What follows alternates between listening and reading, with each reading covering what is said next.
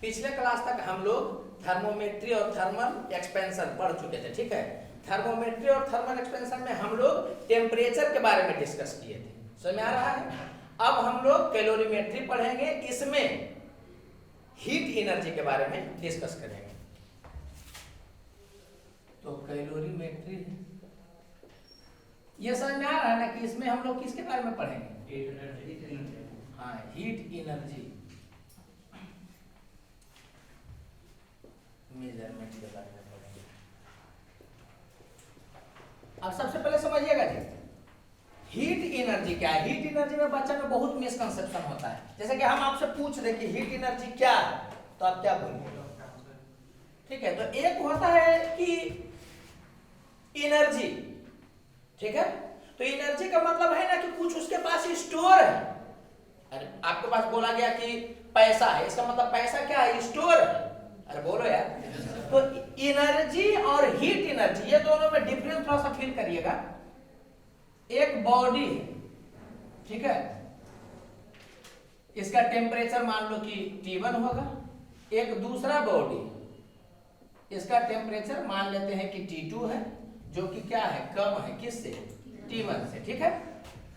तो इस बॉडी में एनर्जी होगा कुछ, अरे बोलो यार, लेकिन उसको हीट एनर्जी नहीं बोले। ये थोड़ा सा डिफरेंस को फील करिएगा। इसमें एनर्जी होगा कि नहीं होगा? होगा। पोटेंशियल एनर्जी होगा, काइनेटिक एनर्जी में मॉलिक्यूल के मोशन के कारण होगा। लेकिन हीट एनर्जी जो डिफाइन किया गया है ना, वो ट्रांसफर होते हुए को डिफाइन किया गया। जैसे कि इसका टेम्परेचर T1 है, इसका T2 है, और ये वाला टेम्परेचर ज्यादा है, तो इससे कुछ एनर्जी इसमें जो जाएगा, तो इस ट्रांसफर होने वाले एनर्जी को क्या बोलते हैं? Heat energy. मतलब जहां पर ट्रांसफर का घटना नहीं हो रहा, वहां पर हीट एनर्जी नाम का कोई चर्चा नहीं होगा। कोई बोल देगा कि इस ऑब्जेक्ट में हीट एनर्जी इतना है, तो वो गलत है। बात समझ में आया? हीट एनर्जी का कंसेप्ट जनरेटेड कब होगा? जब ट्रांसफर का बात होगा। बात समझ में आया? अरे बोलो यार। जैसे कि इसका पोटेंशियल एनर्जी कितना है, इसमें ट्रांसफर का जरूरत नहीं, इसमें है। अरे बोलो यार। काइनेटिक एनर्जी कितना है, तो इसके साथ है, लेकिन इसमें हीट एनर्जी कितना है, तो ये बोलना बेवकूफी हो जाएगा। समझ में आ रहा है कि नहीं? तो हीट एनर्जी जब भी बोलेगा तो आपके दिमाग में सबसे पहले क्या होना चाहिए? ट्रांसफर होने वाला एनर्जी। समझ में आ रहा है कि नहीं? ड्यू टू टेम्परेचर डिफरेंस, आप ऐसे भी बोल सकते हैं। तो ये क्लियर हो ना गया कि हीट एनर्जी किसी ऑब्जेक्ट में जमा नहीं है, वो ट्रांसफर जब होगा ना, उसी समय बोल सकते हैं कि हीट एनर्जी है जो कि ट्रांसफर हो रहा है। समझ में आ रहा है? देखिए, बोलेगा आपको कि किसी को हीट एनर्जी इतना दिया गया, तो बोला था ना इतना दिया गया, इतना लिया गया, ये नहीं कि ऑब्जेक्ट में इतना हीट एनर्जी, ये चर्चा नहीं होगा। बोलो यार। तो ये आप ध्यान रखिएगा, ठीक है। तो इसमें कुछ कुछ चीज जान लेने वाली बात है कि हीट एनर्जी जो होता है, हीट एनर्जी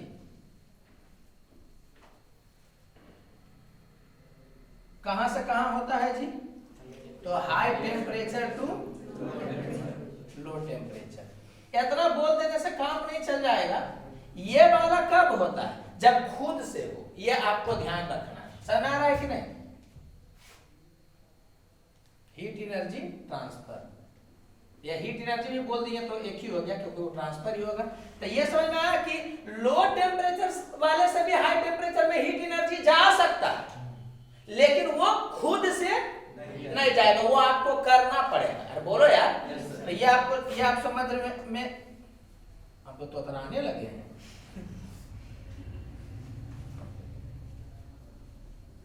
अब जो भी लैंग्वेज देख लीजिएगा, लैंग्वेज गलत होगा। बोलने का मतलब क्या है कि हीट एनर्जी लो टेम्परेचर से हाई टेम्परेचर के तरफ भी हो सकता है, अगर एक्सटर्नल वर्क करेगा तो। जैसे कि आप आगे पढ़िएगा कि रेफ्रिजरेटर में ये घटना होता है। समझ में आ रहा है कि नहीं? खुद ब खुद होगा, तब हाई टेम्परेचर से लो टेम्परेचर की तरफ होगा। समझ में आ रहा है कि नहीं? और कब तक फ्लो करेगा? जब तक कि दोनों का टेम्परेचर बराबर नहीं होगा। अरे बोलो यार। ये चीज आप ध्यान दीजिएगा। मतलब बोलता है कि हीट एनर्जी हाई टेम्परेचर वाले से लो टेम्परेचर वाले की तरफ जाता है, ठीक है, और तब तक फ्लो करता है जब तक कि दोनों का टेम्परेचर क्या हो जाए, सेम नहीं हो जाए। मतलब क्या हो जाएगा कि बाद में थर्मल इक्विलिब्रियम आ जाएगा। मतलब क्या हो गया कि दोनों का टेम्परेचर बराबर हो जाएगा। अरे बोलो यार, तो ये आपको जानना। हीट एनर्जी का यूनिट, तो हीट एनर्जी बोलिए चाहे एनर्जी बोलिए, यूनिट तो सबका सेम है ना होगा। तो इसका ऐसा यूनिट कौन होगा, जूल होगा। अरे हीट एनर्जी का यूनिट जो होगा, यूनिट ऑफ हीट एनर्जी क्या होगा, एक जूल होगा और कैलोरी होगा और क्या हो सकता है, अर्ग हो सकता है। तो कुछ रिजल्ट अभी याद रखिएगा। तो सबसे पहले ये ऐसा यूनिट है, ये क्या है, ऐसा यूनिट। और सीजीएस यूनिट कौन है बताओ तो, ये वाला है जो कि सीजीएस यूनिट है। मान लो कि पूछ दिया कभी, तो जानना है आपको। तो कुछ कुछ चीज आप याद रखिएगा जी। 1 कैलोरी, ये सब रटे हुए रहिएगा। 1 कैलोरी जो होता है वो 4.18 जूल के बराबर होता है, या अप्रोक्स क्या बोलता है, 4.2 जूल भी बोलता है। ठीक है, ये आपको ध्यान रखना है। 1 जूल कितना अर्ग के बराबर होता है, 10⁻⁷ अर्ग के बराबर होता है। ये ध्यान रखिएगा। ये वाला याद रह जाएगा तो ये नहीं भी याद रहेगा तो निकल जाएगा। हम क्या बोलना चाह रहे हैं कि 1 न्यूटन कितना डाइन के बराबर होता है, 10⁵ डाइन के बराबर होता है। ठीक है, मतलब किसी को ये नहीं भी याद रहेगा, ये याद रहेगा तो निकल जाता है। कैसे निकल जाता है, क्योंकि एनर्जी का आप बात करिएगा तो एनर्जी जो हो गया एक तरह से वर्क टाइप का हो गया। तो एनर्जी बोलिए या वर्क बोलिए, तो इसको किया जा सकता है ना, फोर्स जो भी होता है, फोर्स इनटू डिस्प्लेसमेंट। अगर यूनिट वाइज देखा जाए तो फोर्स इनटू डिस्प्लेसमेंट टाइप का।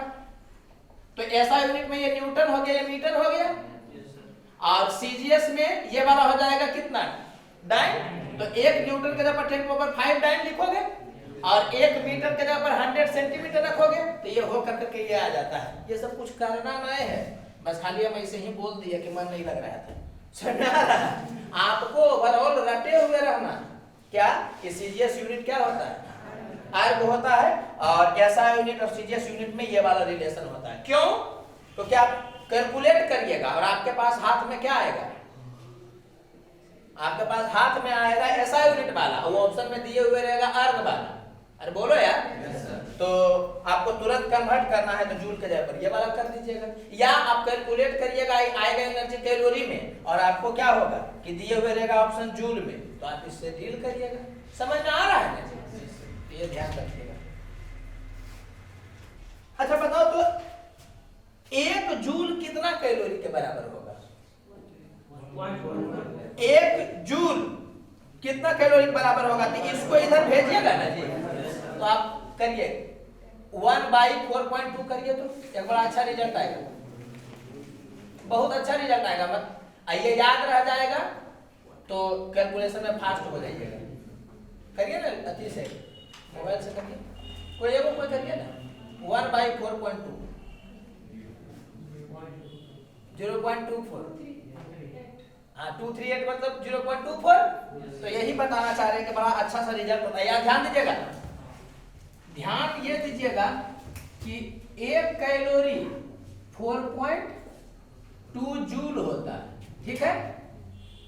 एंड 1 जूल किसके बराबर होगा, तो ये वाला ऐसे खाली हो जाएगा, 24 कैलोरी होता है। समझ आ रहा है। अब इसका बेनिफिट क्या है समझिएगा। अगर जो आपको दे दिया कि एनर्जी जो है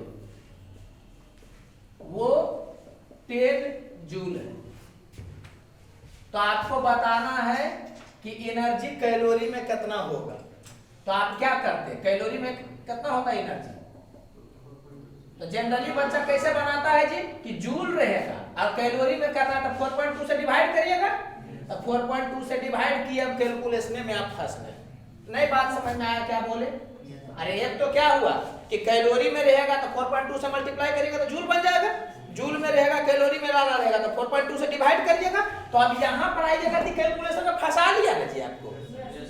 तो इसीलिए आपको बोल रहे हैं कि अगर याद रहेगा तो डायरेक्टली आप क्या कर सकते हैं कि एनर्जी किसके बराबर हो जाएगा, तो 10 और 1 जूल कितना हो जाएगा 0.24 कैलोरी। यहाँ डायरेक्टली आप बता दिए कि 2.4 कैलोरी हो गया।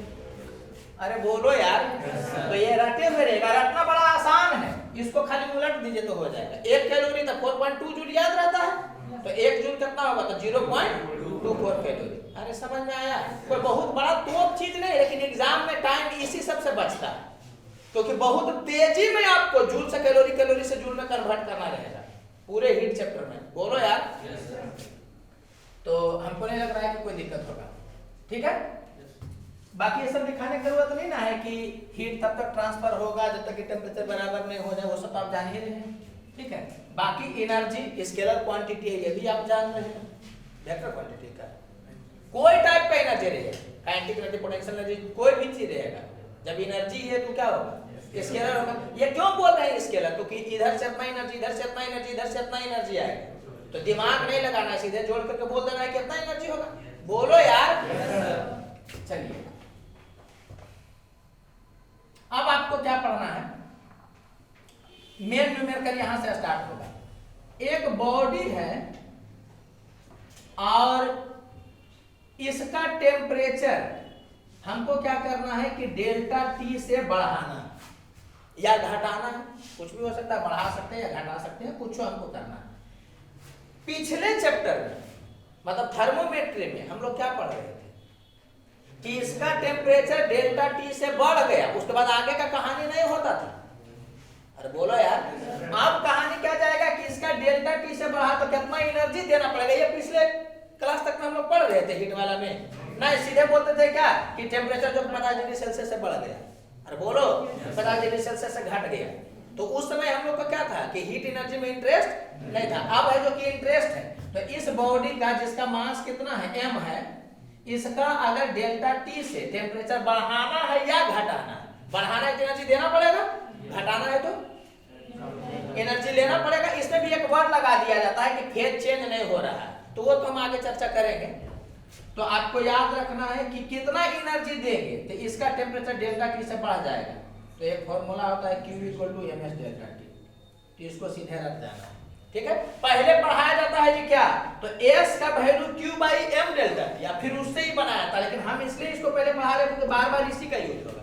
ये क्या है बताओ तो, m मास वाले ऑब्जेक्ट को अगर आपको डेल्टा टी से टेम्परेचर बढ़ाना है तो कितना हीट देना पड़ेगा, इतना, या डेल्टा टी से टेम्परेचर घटाना है तो कितना हीट निकालना पड़ेगा, तो इतना। ये बात आपको समझ में आ रहा होगा।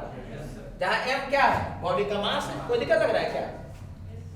इससे s को भी किया जा सकता है, कैसे, ये समझ में आ रहा है। s का वैल्यू आपको ये रखना है कि ये रखना, ये रखना आया है इससे ये, लेकिन हम लोग रखेंगे इसको, समझ आ रहा है कि नहीं? ये क्यों बताया जाता है, ये बात समझिएगा। एक मिनट, यहां पर हम लिख दे रहे हैं कि m क्या हो गया, ठीक है, बोलने का जरूरत नहीं है, मास ऑफ बॉडी हो गया, ठीक है। s क्या हो गया, ये स्पेसिफिक हीट हो गया, या ग्राम स्पेसिफिक हीट भी बोला जाता है, ठीक है, पर ग्राम के हिसाब से। फिर छोड़ो, स्पेसिफिक हीट को तुम कैसे डिफाइन करोगे ये पहले तुम समझना, क्योंकि हो सकता है पूछेगा कि स्पेसिफिक हीट, अच्छा वो ऑप्शन दे देगा डिफिनीशन में। तो कभी भी डिफिनीशन कैसे बनता है, डिफिनीशन कैसे बनता है तो समझना, चलो डिफिनीशन कैसे बनता है, तो ये वाला इसके बराबर हो जाएगा, अगर ये 1 हो जाए, ये 1 हो जाए, कभी भी डिफिनीशन वैसे ही बनता है। तो डिफिनीशन रख जाएगा ना, स्पेसिफिक हीट तो इतना है ना जी, तो हम लोग क्या बोलेंगे, पहले हिंदी में बोलते हैं फिर इंग्लिश में बोलेंगे। स्पेसिफिक हीट किसके बराबर है, तो हीट एनर्जी के बराबर है। जब मास 1 हो जाएगा, डेल्टा टी 1 हो जाएगा, देखो ना मास को 1 कर दो, डेल्टा टी 1 हो जाएगा, यहाँ 1 1 होगा तो s बराबर होगा कि नहीं, क्यों? तो डिफिनीशन ऐसे ही बनता है। तो स्पेसिफिक हीट को कैसे डिफाइन करोगे बताओ तो, specific heat is equal to heat energy per unit mass per unit change in temperature, temperature ना है, चेंज इन टेम्परेचर। बात समझ में आ रहा है कि नहीं? तो वैसे ही बता दिया गया है, आप समझ रहे ना कि इसको 1 कर देंगे तो ऐसा हो जाएगा। ये सब जगह पर होता है। एक्सीलरेशन तो dv/dt, तो नीचे वाला को 1 कर दीजिए, समझना जी। ये पढ़ाया जाता है बेसिक में ही, लेकिन हम यहाँ पर खाली एक बार चर्चा कर दे रहे हैं। ए का वैल्यू किसके बराबर होता है? dv by dt। तो ये तो आपको पढ़ाया था कि कभी भी नीचे में dt रहेगा तो उसको रेट ऑफ से स्टार्ट करते हैं। तो एक्सीलरेशन क्या होगा? तो नीचे में dt है तो rate of change in velocity, यही ना होता है जी। या अगर सिंपली बोलना चाहेगा तो कैसे बोलेगा? तो dt को 1 कर दीजिए तो a किसके बराबर हो गया? अरे इसको 1 कर लो तो a किसके बराबर हो गया? dv के बराबर। अरे बोलो यार।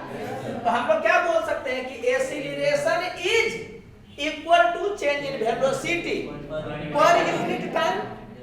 समझ में आया क्या बोल रहे हैं? तो वो एक कॉमन डेफिनेशन बना देता है। कोई दिक्कत लग रहा है क्या? तो मान लो कि कभी क्वेश्चन ने पूछ दिया स्पेसिफिक हीट इज, और उसके बाद 4 गो ऑप्शन सेट करेगा। Heat energy per unit mass per unit change in temperature, heat energy per unit मास। सही है कि गलत है? हीट एनर्जी पर यूनिट मास गलत है। समझ आ रहा है कि नहीं? तो आप समझ रहे हो। इसका यूनिट क्या होगा बताओ तो? यूनिट भी याद रखना चाहिए स्पेसिफिक हीट का। तो इसका जूल पर केजी पर डिग्री सेल्सियस या कैलोरी भी बोल सकते हैं। एक बात बता रहे हैं, तो यूनिट क्या होगा इसका? यूनिट इसके बराबर होगा जूल पर केजी पर केल्विन, या आप ऐसे भी बोल सकते हैं कैलोरी पर केजी पर केल्विन या कैलोरी पर ग्राम पर केल्विन। अरे बोलिएगा ना जी। तो ये तेजी में थोड़ा सा याद रहना चाहिए क्योंकि उसका जरूरत होगा। कुछ का स्पेसिफिक हीट याद रखिएगा जी आप। स्पेसिफिक हीट एक चीज ध्यान रखिएगा, अभी तक जितना भी चीज को देखा गया उसमें सबसे ज्यादा स्पेसिफिक हीट वाटर का होता है। ये थ्योरेटिकल क्वेश्चन पूछेगा। एक चीज समझना, कैलोरीमेट्री में न्यूमेरिकल है थोड़ा बहुत, लेकिन इसमें थ्योरी बहुत है। तुम बैठ के सुनते रहोगे, हम गधा जैसा भुगते रहेंगे। यही फैक्ट बात है। तो थ्योरेटिकल है, इसलिए हो सकता है थोड़ा सा बोरिंग भी लगे, ठीक है? तो उसको झेलना। बहुत सारा को मने लगता है कि सुनते हैं ना बैठ के, बात बता रहे। तो क्वेश्चन समझ में आया ना कि स्पेसिफिक हीट मैक्सिमम किसका होता है? वाटर का। और हम लोगों को कांस्टेंट स्पेसिफिक हीट पार्ट याद रखेगा जी। स्पेसिफिक हीट ऑफ वाटर कितना होता है? 1 कैलोरी पर ग्राम पर केल्विन। अच्छा, इसको अगर आपको ऐसा यूनिट में कन्वर्ट करना रहेगा तो पहले तो आपको याद रखना है, फिर बता रहे हैं कैसे कन्वर्ट होगा। इतना जूल पर केजी पर केल्विन, ऐसा यूनिट में कैसे कन्वर्ट होगा देखना है। 1 तो हो गया, कैलोरी की जगह पर क्या पुट करोगे? 4.2 जूल करोगे। ग्राम नीचे में ना है जी, तो नीचे में ग्राम है तो ग्राम की जगह पर कितना पुट करोगे? 10⁻³ केजी। कोई दिक्कत लग रहा है? पढ़े होंगे। यहाँ पर के हो गया तो यही वाला 1000 यहाँ पर जाएगा तो ये वाला हो जाएगा। तो इतना करना नहीं है, एकदम आपको रटा हुआ रहना चाहिए कि स्पेसिफिक हीट ऑफ वाटर कितना होगा। हाँ, पहले ये मुंह से निकलना चाहिए क्योंकि ज्यादा ये यूज होगा। 1 कैलोरी पर ग्राम पर केल्विन या ऐसा यूनिट में 4200। अरे बोलो यार।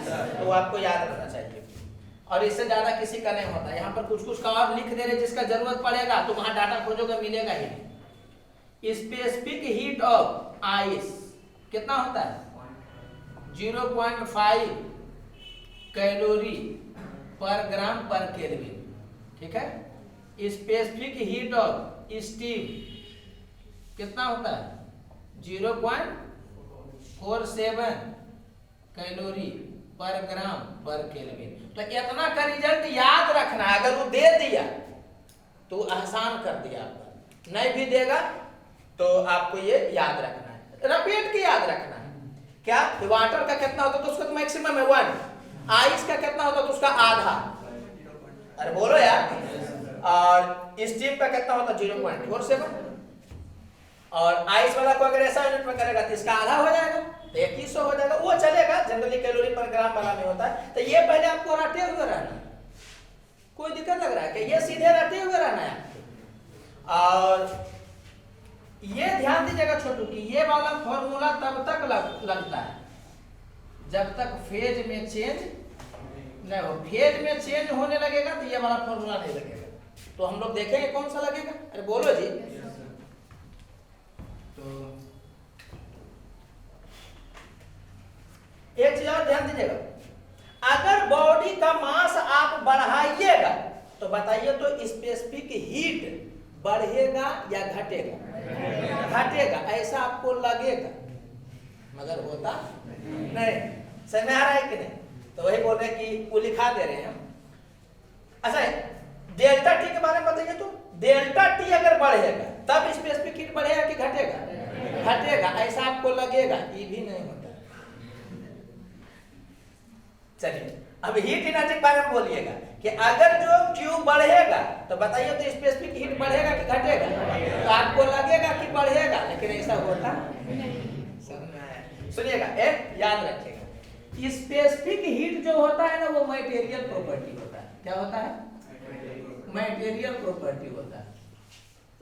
मटेरियल प्रॉपर्टी का मतलब समझते हैं कि वो ज्यादा है या कम है, उससे मैटर उस पर डिपेंड नहीं करता है। समझ आ रहा है कि नहीं?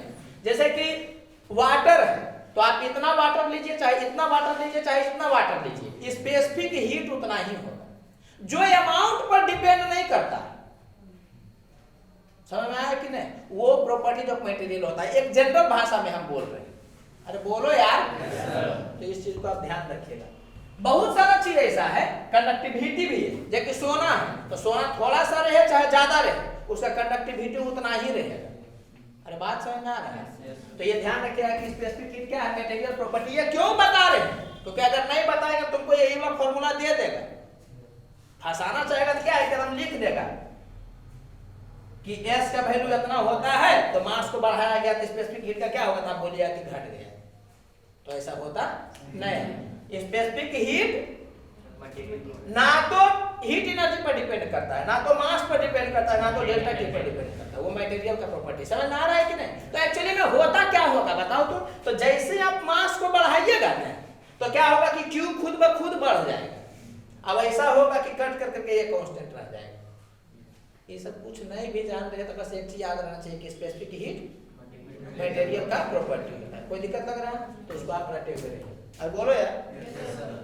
चलो पहले वो छोटा सा क्वेश्चन कर लेते हैं। दिया हुआ है कि find heat energy given to body for increasing its temperature by 50 degree Celsius. अब बॉडी का जो डाटा दिया है, हमेशा बॉडी इसी सेव करेगा। ये नहीं सोचना कि सर स्क्वायरी बनाने कुछ बात है लग रहा है इसमें। बॉडी ऐसा भी रह सकता है।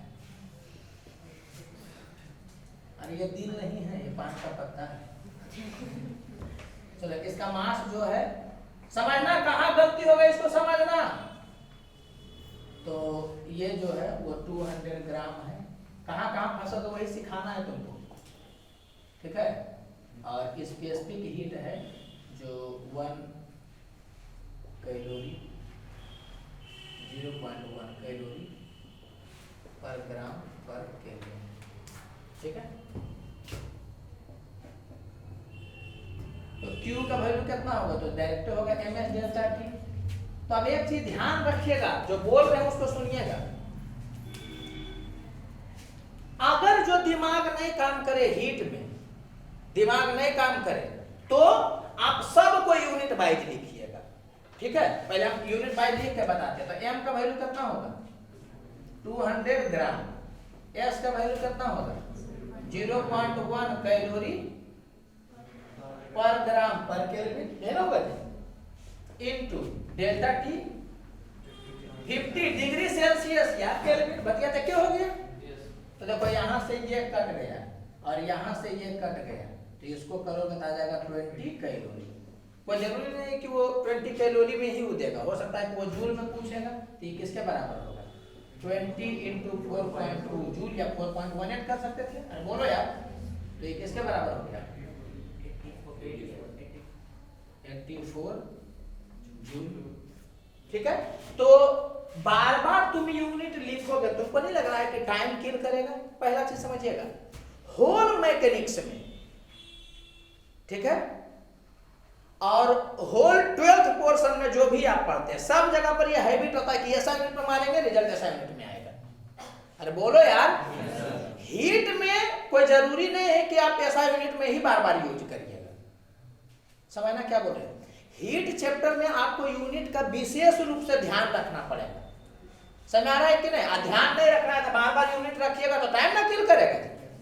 फिर से मैकेनिक्स में और पूरा 12th पोर्शन वाला में जो भी देख रहे हैं सब जगह पर हम लोग डाटा किस पे पुट करते हैं? ऐसा यूनिट में कुछ देगा भी तो आपको ऐसा यूनिट में ही यूज करना है। अरे बोलो यार। yes, और रे ऑप्टिक्स में समझ आ रहा है कि नहीं? जनरली सेंटीमीटर वगैरह में रहता है। कोई दिक्कत लग रहा है क्या? हीट एक ऐसा चैप्टर है ना जिसमें आपको यूनिट का विशेष रूप से ध्यान देना पड़ेगा, अदरवाइज यूनिट पर आपको गलती करवाएगा।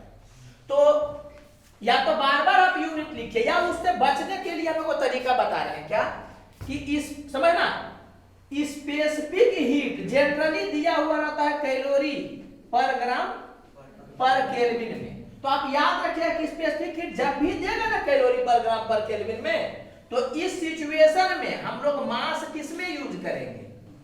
मास ग्राम में यूज करेंगे।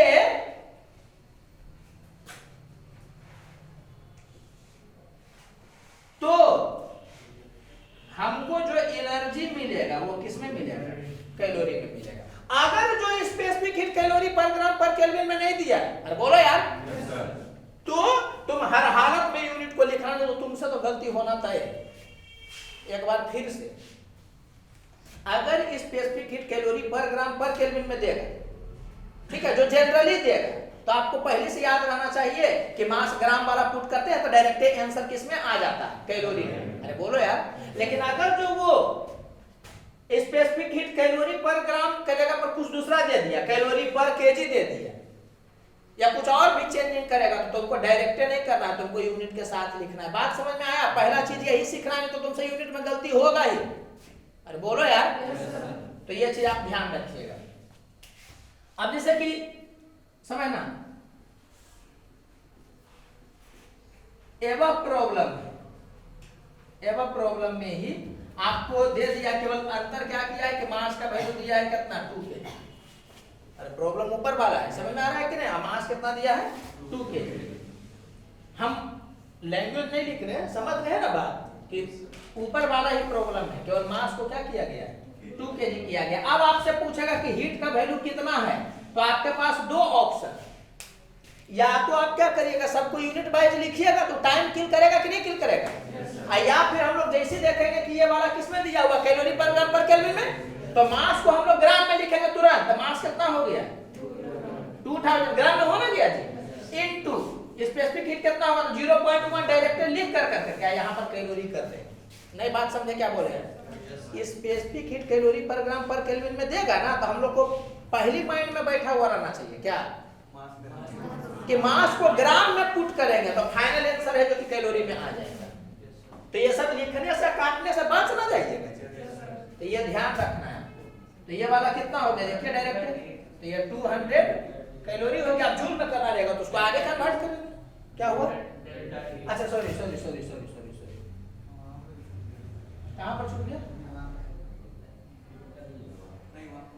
वो डेल्टा टी तो रहेगा ही, इनटू डेल्टा टी हुआ ना 50, तो ये कैलोरी। माने ये ध्यान रखना है कि मास को किसमें पुट करना है? ग्राम। कब? जब वो कैलोरी पर ग्राम पर केल्विन में देगा तो डायरेक्टली आंसर किसमें फेंक देगा? कैलोरी में फेंक देगा। ठीक है, तो ये वाला जो भी होगा देख लीजिएगा। ठीक है, तो 10,000 हो गया, तो 10K कैलोरी आप बोल सकते हैं।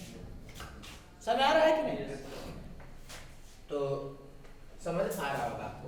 अच्छा समझना दिया लोग, अगर जो दे दिया है कि मास का वैल्यू कितना है 2 kg, समझना बात को, और स्पेसिफिक हीट दे दिया है 0.5 जूल पर ग्राम पर केल्विन, और डेल्टा टी का वैल्यू चलो मान लेते हैं कि 10 डिग्री सेल्सियस दिया है। अब आपको पूछेगा कि हीट एनर्जी कितना दिया गया है, आंख मूंद करके तुम पुट कर दोगे यहाँ ग्राम में। पहले स्पेसिफिक हीट को देखना, तो स्पेसिफिक हीट है कैलोरी पर ग्राम पर केल्विन में नहीं, तो आप क्या करिएगा कि यूनिट के साथ पुट करना स्टार्ट करिएगा। और भी शॉर्टकट होता है बता रहे हैं, लेकिन पहले इसे करिएगा। अरे बोलो यार। या एक तरीका और है कि दिया नहीं ना है कैलोरी पर ग्राम पर केल्विन, तो हम क्या करेंगे ना कि 1 जूल के जगह पर 0.24 कैलोरी कर देंगे। दोनों ढंग से हम बता रहे हैं। पहले नॉर्मल वे में करना, तो इसको क्या तुम लिखोगे 2 kg। अरे बोलो यार, जब मैच एग्जैक्ट नहीं करेगा तो तुम यूनिट के साथ लिखोगे। यहाँ पर कितना हो जाएगा 0.5 जूल पर ग्राम हुआ ना जी, पर केल्विन इनटू डेल्टा टी कितना हुआ 10 डिग्री सेल्सियस या केल्विन, चेंज उतना ही ना होगा। तो देखो यहाँ इससे ही कट गया, यहाँ ग्राम है, यहाँ केजी है, तो ग्राम से केजी 1000 में ना होगा। और बोलो यार, तो यहाँ से क्या हो गया देखो तो ये वाला इसको कैंसिल करेगा। अच्छा, तो ये वाला हो गया ना 1, तो ये खत्म हो गया, तो डायरेक्ट हो गया जी 1000 जूल। किसी को कोई दिक्कत लग रहा है क्या? कैलकुलेशन है तो कहाँ हो गया? अरे यहाँ 2 था ना जी, तो 2 × 0.5 1 हो गया, वही लिखा हुआ तुम देखो ना दूर से। तो ये वाला हुआ ना ऐसे। या आदमी क्या कर सकता है ये समझना, कहां पर हम लिख दें, चलो यहां पर लिख दे रहे हैं कि कैसे Q का वैल्यू निकालता, तो इसको वो क्या कर देगा कैलोरी में कन्वर्ट कर देगा। बोलो यार, तो कैलोरी में अगर तुम कन्वर्ट कर दिया तो कैलोरी पर ग्राम पर केल्विन हो गया। तो डायरेक्टली हम लोग मास को ग्राम में लिखते हैं, ये हो जाता 2000। अरे बोलो यार, अभी ग्राम देने का जरूरत है, लिखने की जरूरत है नहीं, क्योंकि हम इसको जब बना लेंगे कैलोरी पर ग्राम पर केल्विन में डायरेक्ट मारेंगे, यही तो सिखाया जा रहा है। तो ये वाला हो गया 2000 इनटू, ये समझना आ रहा है कि जूल के जगह पर पुट करेगा 0.24 कैलोरी, तो कैलोरी पर ग्राम पर केल्विन हट जाएगा, वहां पर कितना हो जाएगा 0.5 × 0.24 इनटू डेल्टा टी 50। अरे बोलो यार, डेल्टा टी 10। अब ये किस में आएगा आंसर बताओ तो, ये कैलोरी में आंसर आएगा, तो उसको कैलकुलेट करेगा तो कैलोरी में आएगा। हाँ, जूल में अगर करना है तो फिर क्या करिएगा यार, कैलोरी की जगह पर क्या करिएगा 4.2 जूल पुट करिएगा। बात पहुंचा क्या बोले, क्या बोले, अगर स्पेसिफिक हीट कैलोरी पर ग्राम पर केल्विन में दिया है तो मास को ग्राम में पुट करना, लिखना नहीं यूनिट है, ग्राम में पुट करिएगा, वो जो कैलकुलेशन करके आएगा आपके हाथ में डायरेक्ट कैलोरी में आंसर रहेगा। अगर ऑप्शन जूल में दिया तो फिर वहां से 4.2 से मल्टीप्लाई करेंगे। और अगर जो स्पेसिफिक हीट कैलोरी पर ग्राम पर केल्विन में नहीं दिया तो दो तरीका, या तो यूनिट के साथ पुट करिए या स्पेसिफिक हीट को कैलोरी पर ग्राम पर केल्विन में ला लीजिए, फिर से पहले का लगा दीजिए। नहीं बात पहुंच रहा है, यही चीज थोड़ा सा इसको समझना है, क्योंकि इसका इतना ज्यादा आगे यूज है ना कि नहीं जानिएगा तो इरिटेट हो जाइएगा। हर बार क्या होगा, यूनिट में गलती होगा, हर बार यूनिट में गलती होगा। हीट में यूनिट में बहुत गलती होता है, बाकी हीट को छोड़ के कहीं भी देखिएगा तो सीधे ये पर आता कि असाइनमेंट में मार दो, रिजल्ट भी असाइनमेंट में आ जाएगा। समझ में आ रहा है कि नहीं? लेकिन हीट में क्या है कि हर बार आप सोचिए कि असाइनमेंट में बना करें, हर बार असाइनमेंट में बना करें तो बहुत इरिटेटिंग हो जाएगा, बहुत लेंदी हो जाएगा। तो एक रिजल्ट आप खाली याद रख लीजिएगा, ये वाला कि स्पेसिफिक हीट कैलोरी पर ग्राम पर केल्विन में यूज करेंगे तो मास को किस में यूज करेंगे, ग्राम में। तो जो गुना कर करके आएगा वो किस में आंसर आएगा, कैलोरी में। अब अगर कन्वर्ट करना रहेगा तो वहां से जूल में चलेंगे। बोलो यार, बच्चा से गलती क्या होता है, कुछ जानता है Q = ms डेल्टा T, कुछ छोड़ दिया सीधे पुट करके बना देता है, और वो वाला ऑप्शन वो सेट किए हुए रहेगा। बात समझ में आ रहा है? पहुंचा ना जी बात? ठीक है, तो आई होप क्लियर हो गया होगा। अब जगह तो नहीं है लेकिन हम देखेंगे। चलिए यहाँ देखिएगा, ये बाद वाला है। एक डिफाइन किया जाता है हीट कैपेसिटी। क्या डिफाइन किया जाता है? Heat capacity. हीट कैपेसिटी को हम H से रिप्रेजेंट कर रहे हैं। ये बराबर होता है ms के, जहां S क्या है, स्पेसिफिक हीट है। अरे बोलो यार, और m क्या है, मास है बॉडी का। बताइए तो हीट कैपेसिटी मटेरियल पर केवल डिपेंड करेगा या बॉडी पर भी डिपेंड करेगा? बॉडी पर भी डिपेंड करेगा, समझिएगा।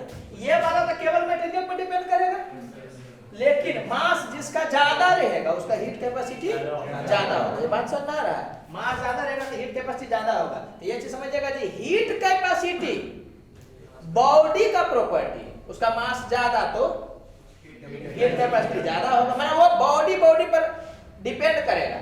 1 केजी सोना रखा हुआ है, 5 केजी सोना रखा हुआ, तो दोनों में डिफरेंस होगा। लेकिन 1 केजी सोना रखा हुआ है, 5 केजी सोना रखा हुआ, तो चेहरा पर चमक नहीं आ जाना चाहिए सोना सोना करके, ठीक है। तो 1 केजी सोना है चाहे 5 केजी सोना, स्पेसिफिक हीट दोनों जगह पर सेम है। लेकिन हीट कैपेसिटी में क्या होता है, एमएस ना होता है। इसका मतलब क्या हुआ, मास्टर ऑफ सर्जरी मतलब मास, ऐसे समझिएगा। कोई भी चीज जो मास पर डिपेंड कर जाए तो इसका मतलब वो बॉडी पर डिपेंड करने लगा। अब ये नहीं सोचना कि सर ये भी तो मास पर डिपेंड कर रहा था, ये करता हुआ दिख रहा है मगर है नहीं, क्योंकि इसको तुम डबल करोगे ना तो खुद ब खुद ही भी डबल हो जाएगा, वो कट जाएगा। अरे बोलो यार, खैर राइट है, उतना दिमाग नहीं लगाना, आपको याद रखना है कि स्पेसिफिक मटेरियल बॉडी प्रॉपर्टी होता है, ठीक है, केवल मटेरियल पर डिपेंड करेगा। और हीट कैपेसिटी केवल मटेरियल प्रॉपर्टी नहीं होता है, क्या होता है, बॉडी प्रॉपर्टी होता है। क्यों, क्योंकि इसमें मास है। अरे बोलो यार, चलो बताओ तो हीट कैपेसिटी को कैसे डिफाइन किया जा सकता है। तो हीट कैपेसिटी को डिफाइन ऐसे किया जाता है, ये सब खाली ध्यान रखना है आपको। अच्छा, इसको कैसे लिख सकते हो, तो डेल्टा टी से ऊपर में मल्टीप्लाई करो, डेल्टा टी से नीचे में मल्टीप्लाई करो, ठीक है। तो एमएस डेल्टा टी हो जाएगा ना जी, तो कैसे हो जाएगा बताओ तो। इसको क्यू बाई डेल्टा टी किया जा सकता है कि नहीं किया जा सकता है।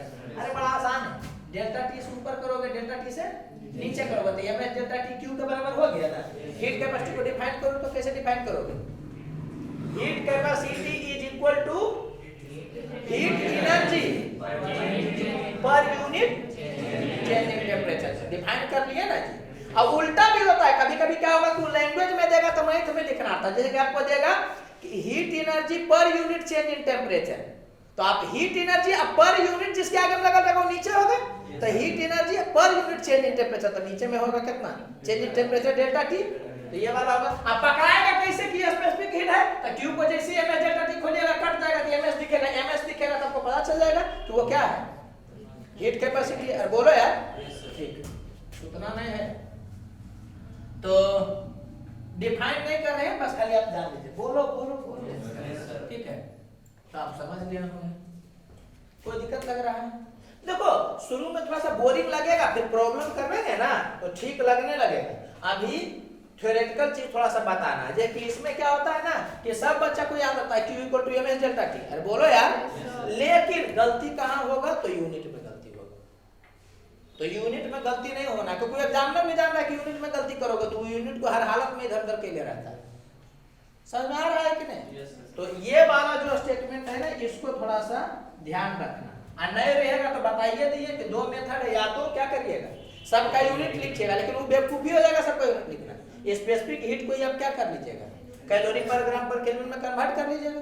कन्वर्ट करने में कोई बच्चा दिक्कत होता है, इसीलिए हम रुके हुए हैं, बहुत बेसिक चीज, लेकिन रुके हुए इसलिए कि जूल रहेगा, कैलोरी में फेंकना रहेगा, तो 1 जूल के जगह पर क्या लिखोगे 0.24 कैलोरी, और कैलोरी रहेगा तो 4.2 जूल तो लिखबे करोगे। समझ में आ रहा है?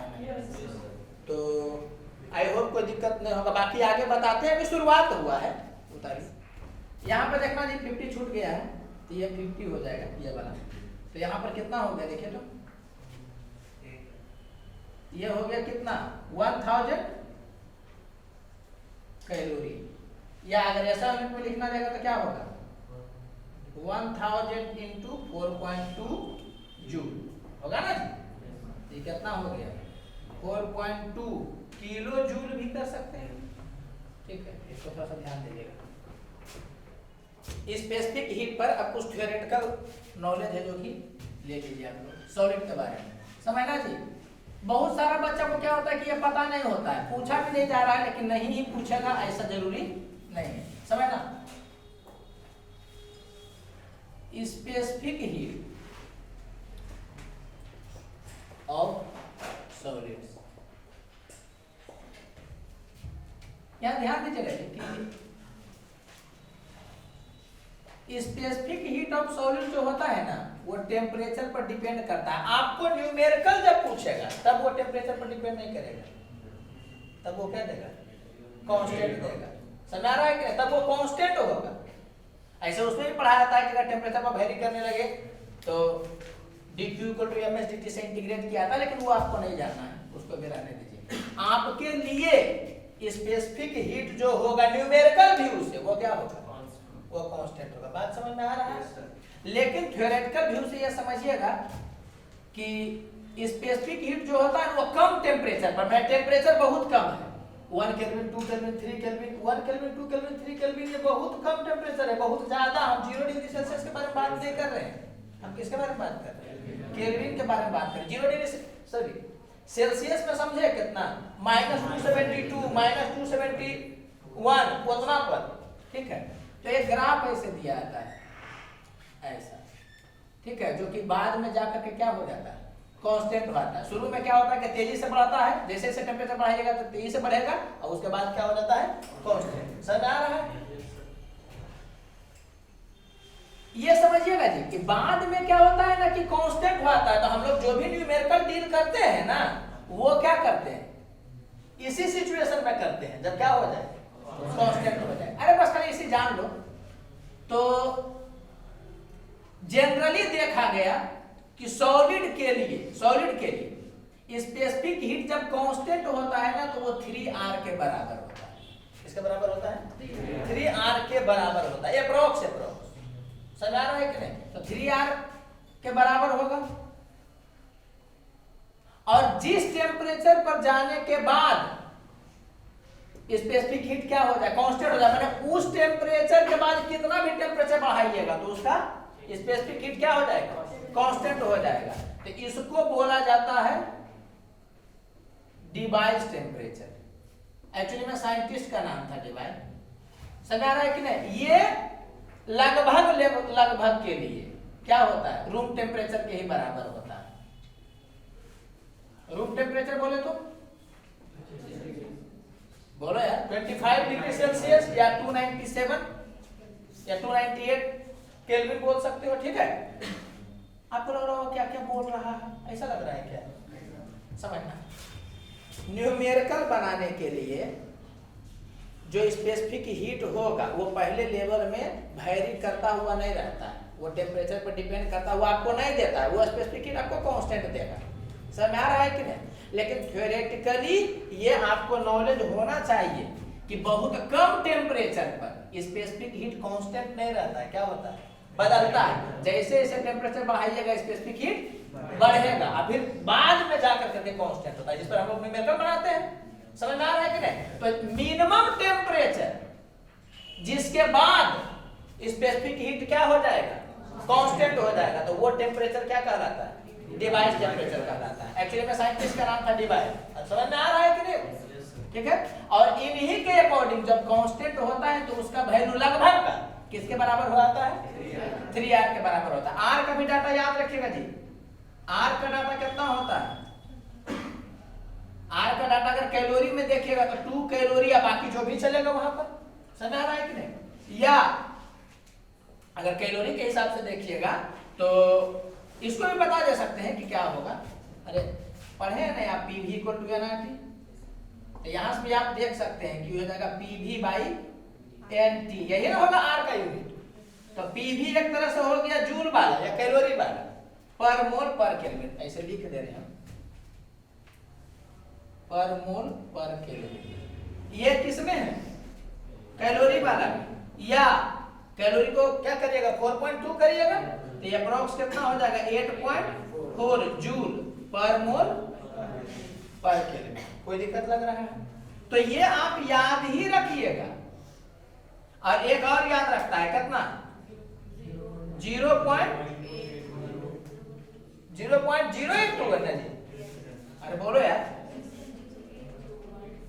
0.8 बोलते हैं, 0.0821 लीटर एटीएम पर मोल पर केल्विन। ये याद होगा ना आप लोग? तो ये तीनों फॉर्मेट आपको याद रखना। तो 3R जो होता है ना वो अप्रोक्स किसके बराबर हो जाता है, तो 25 जूल। समझ आ रहा है कि नहीं? 25 जूल पर मोल पर केल्विन के बराबर होता है। तो यूनिट में हम बोल रहे हैं, कैसे लिखे, यदि लिखते रहे पर मोल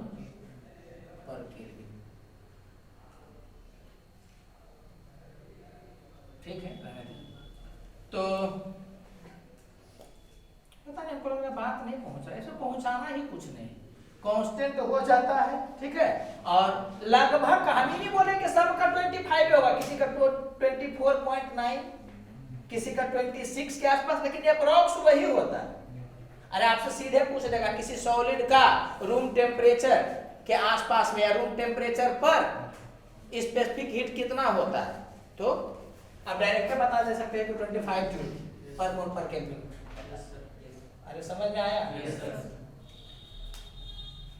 और ऐसे नहीं पूछेगा तो क्या पूछ सकता है कि कॉपर का बताओ स्पेसिफिक हीट कितना होता है, तो घुमा के वही पूछ दिया। क्या कॉपर सॉलिड होता है ना जी, तो सॉलिड का स्पेसिफिक हीट कितना होगा, क्लियर। ये क्यों बताया जा रहा है, तो कि आपको वो नहीं भी देगा तो आपको खींच लेना है कि सॉलिड का इतना होता है। जनरली वो दे देता है किसी चीज का रहेगा तो, लेकिन आपको बात समझ में आ रहा होगा क्या बोल रहे हैं, बोलो यार। आइए बारा याद रखिएगा, बाद के लिए भी याद रखिएगा। अच्छा एक चीज और ध्यान दीजिएगा जी, कि बहुत कम टेम्परेचर पर, यहाँ पर जो वैरी करने वाला सिचुएशन है ना, बहुत कम टेम्परेचर पर, बहुत कम टेम्परेचर पर, तो यहाँ पर स्पेसिफिक हीट वैरी करता है T⁻⁴ से।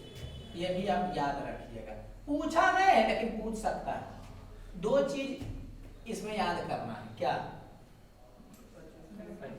डिवाइड टेम्परेचर के बाद, या ऐसे कहो कि अप्रोक्स रूम टेम्परेचर पर सब सॉलिड का क्या हो जाता है 3R के बराबर हो जाता है स्पेसिफिक हीट। समझ आ रहा है कि नहीं? और कम टेम्परेचर पर, मतलब 2 केल्विन, 3 केल्विन, 4 केल्विन, इस जोन वाले में स्पेसिफिक हीट कैसे वैरी करता है T⁻⁴ से। लेकिन न्यूमेरिकल हम लोग का ये सब नहीं आएगा, आपको एक न्यूमेरिकल देगा कि इतना कैलोरी पर ग्राम पर केल्विन इस टाइप से देगा। बोलो यार, ये केवल किसके लिए, थ्योरेटिकल के लिए। समझ आ रहा है कि नहीं? और एक और पढ़ना है, बहुत इसमें लगभग बच्चा नहीं पढ़ ले होगा ये बात, तुम लोग टारगेट में हो लेकिन आप लोग नहीं पढ़े होंगे शायद। तो इससे पहला बार है तो हो सकता है कि थोड़ा सा आपको लगे आखिर यार क्या चल रहा है। अब एक पढ़ना है ड्यूलम एंड, ये चलो ड्यूलम, पेटाइट बोलो या पेटिट बोलो, जो भी, इनके हिसाब से क्या है कि यही वाला बात है, बस केवल ये क्या बोल रहे हैं, फॉर ऑल मेटल्स। समझ आ रहा है कि नहीं, नियरली रूम टेम्परेचर पर। अरे ऐसे ही है, हमको भी पढ़ाने में बोरिंग लग रहा है।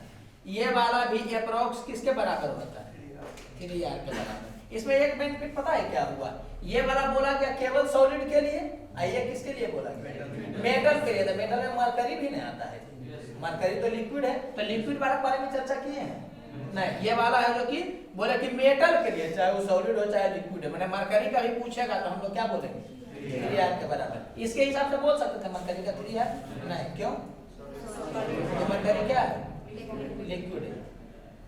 नहीं बात पहुंचा, नहीं पहुंचा भी तो कोई बात नहीं, एक जल्दी बात बता दिया गया है। ये थोड़ा सा पढ़ाते हैं तो बच्चा हमेशा हर साल उदास होता है थोड़ा सा, क्या है कि बहुत सारा बच्चा जानते नहीं रहता, पढ़ाता सकता है यार क्या चल रहा है। इसमें मात्र 2 पॉइंट, क्या 3R के बराबर होता है रूम टेम्परेचर या उससे ज्यादा पर, ठीक है, कांस्टेंट होता है, उसके बाद वेरी नहीं करता है। और कम टेम्परेचर पर, यह समझ में आ रहा है ना कि ये बहुत कम टेम्परेचर का बात किया गया। स्पेसिफिक हीट कैसे वेरी करता है T⁻⁴ से। और ड्यूलम पेटिट लॉ तो बताइएगा कि मेटल्स के लिए वो दिया गया। समझ आ रहा है क्या? और 3R के बराबर होगा, तो ये दोनों लगभग समझो एक ही है, बस इसमें अंतर किसका हो गया, केवल ये एक को और एंट्री कर लिया, किसको, मरकरी को एंट्री कर लिया। समझ आ रहा है? तो बस इतना ही है, इरिटेटिंग लग गया लेकिन राइट। चलो जानो ध्यान देना थोड़ा सा। एक पढ़ना है मोलर स्पेसिफिक हीट, ठीक है, इसको हम लोग C से इंडिकेट करेंगे। ये मोलर है, ठीक है। पहले क्या पढ़ रहे थे हम लोग, या तो स्पेसिफिक हीट बोलते थे या ग्राम स्पेसिफिक हीट बोलते थे। तो ये वाला जनरली किसके लिए किया गया है, तो गैस के लिए। समझ आ रहा है कि नहीं? Q = ms delta T, Q = ms delta T, वो किसके लिए, तो सॉलिड लिक्विड गैस सब के लिए। अरे बोलो यार। और ये वाला स्पेशली किसके लिए किया गया है? गैस के लिए किया गया, ये ध्यान दीजिएगा, क्योंकि जनरली गैस में जो होता है ना वो मोल से ना बढ़ता है जी। अरे बोलो यार, वेट भी दे सकता है। तो इसमें यही है कि Q का फॉर्मूला जो होता है वो NC डेल्टा T के बराबर होता है। ये भी यही है कि N मोल है गैस का, समझ आ रहा है कि नहीं? तो उसको कितना हीट देना पड़ेगा ताकि डेल्टा T टेम्परेचर बढ़ जाए या घट जाए, जो भी वो करेगा। तो इसमें कुछ समझाने का नहीं, जैसे Q equal to MS delta T पढ़ते थे ना, वैसे ये भी है Q equal to NC delta T। यहाँ पर बस किसके टर्म में, मोल के टर्म में। ये वाला किसके लिए किया गया है? गैस के लिए। और Q equal to MS delta T किसके लिए किया गया है? बोलो यार।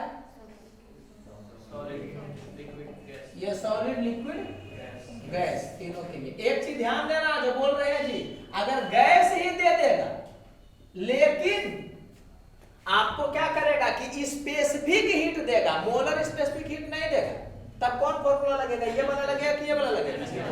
हाँ, तो ये समझना कि स्पेसिफिक हीट दे देगा तो सॉलिड, लिक्विड, गैस कुछ भी रहेगा, यही वाला लगेगा। बच्चा ऐसा क्यों हम बता रहे हैं? क्योंकि जब हम पढ़ते थे तो मेरे दिमाग में बैठा रहता था कि मोल देगा तो MC डेल्टा T लगा देंगे, मास देगा तो MS डेल्टा T लगा देंगे। नहीं, वो डिपेंड करता है कि S दिया है कि C दिया है। बात समझ में आ रहा है? जनरली गैस वाला में कौन देता है?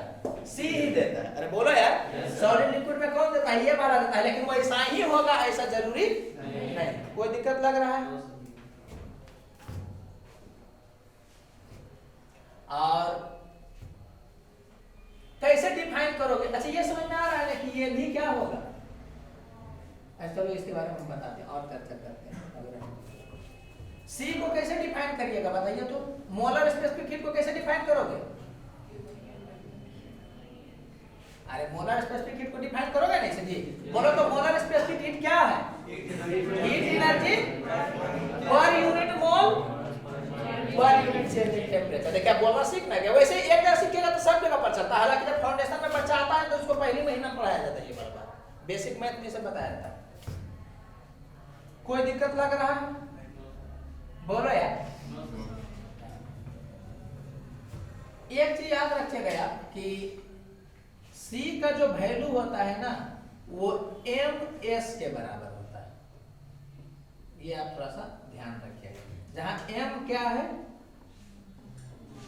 मोलर मास और जो भी है गैस बोलिए, जो भी बोलिए, बॉडी। S क्या है? Specific heat. ठीक है, तो मास को आप किस में यूज कर लीजिएगा जी? तो मास को यूज आप कर लीजिएगा ग्राम में, समझ आ रहा है कि नहीं? इसको यूज किस में कर लीजिएगा? कैलोरी पर ग्राम पर केल्विन। कोई दिक्कत लग रहा है? तो M पे पर ग्राम माने समथिंग ग्राम, ये वाला पुट करिएगा कैलोरी पर ग्राम पर केल्विन। तो ग्राम से ग्राम कट जाएगा तो किस में आ जाएगा? कैलोरी पर केल्विन में आ जाएगा। ऐसे कर सकते हैं। ये किसके बराबर होगा था? कैलोरी पर केल्विन, पर मोल भी बोल सकते हैं, समझ आया? है राइट है। तो आप इसको याद रखिएगा। अब सवाल देते हैं, बहुत समझाना नहीं इसमें, हम बस इसलिए केवल बोलते चल जा रहे हैं। दिया हुआ है कि कोई कंटेनर में, ठीक है, हीलियम गैस है जिसका 10 मोल है इसमें, और इसका C का जो वैल्यू दिया हुआ है वो 3R/2 है, ठीक है। तो अगर इसका टेम्परेचर 10 डिग्री सेल्सियस से डाउन करना है तो कितना हीट निकालना पड़ेगा? Q का वैल्यू कितना होगा? इस समझ आ रहा है? Q को हम लोग मैग्नीट्यूड वाइज डील करेंगे। बाकी देना है कि लेना है तो खुद ब खुद पता चलेगा। ठंडा करना है तो निकालना है, गर्मी करना है तो देना है। तो बताओ तो कौन फॉर्मूला लगेगा इसमें? Q का वैल्यू n कितना हो गया? 10। बोलो यार। C का value 3R/2 into delta T 10। ये समझ आ रहा है ना कि ये मैग्नीट्यूड है, बाकी हम जान रहे हैं कि निकाला गया है। बोलो यार। तो ये किसके बराबर होगा? 150 आर के बराबर होगा। आर का यूनिट पुट करिएगा तो कितना हो जाएगा 150 आर का अगर कैलोरी में करिएगा तो 2 कैलोरी, अरे बोलो यार, और जूल में करिएगा तो हाँ तो 150 ये वाला कितना होगा 8.4 जूल, ऐसे करके क्या होगा। तो आप जान रहे हैं इसी ढंग से डील करेंगे, कोई दिक्कत लग रहा है तो आप याद रखिएगा, ठीक है। अच्छा, इस गैस का स्पेसिफिक हीट देता तब कैसे यूज करते, चलो मान लेते हैं, समझना जी, एक तो सी देगा तो इसे यूज करेंगे। अगर जो इसका स्पेसिफिक हीट अगर x दे देता, ठीक है, स्पेसिफिक हीट देता x कैलोरी पर ग्राम पर केल्विन, को बात बोल रहे कैसा दे देता है, तब बताओ तो इसका Q कैसे कैलकुलेट करते। पहला केस में ये दे दिया है, दूसरा केस में ये दिया है, तो पहला केस में ये है, दूसरा केस में बताओ तो कैसे बनेगा। आराम से आपको डाटा दिया स्पेसिफिक हीट का, तो कौन वाला फॉर्मूला यूज होगा ms डेल्टा टी, तो Q का वैल्यू होगा कितना ms डेल्टा टी, तो करो m के जगह पर क्या पुट करोगे तो 10 मोल ना है जी, तो मास कितना हो जाएगा बताओ तो 10, और हीलियम का कितना होता है 4, तो ये समझ में आया कि इतना ग्राम हो गया, और स्पेसिफिक हीट भी क्या है कैलोरी पर ग्राम पर केल्विन में, 3 ही ग्राम में है, स्पेसिफिक हीट कैलोरी पर ग्राम पर केल्विन में है, ये कितना हो गया, और डेल्टा टी हो गया 13, ये किस में आएगा बताओ तो कैलोरी में। बात समझ में आ रहा है, ऐसा करके देता नहीं है, आप लोगों को बहुत छोटा सा क्वेश्चन रहता है, समझ में आ रहा है कि नहीं।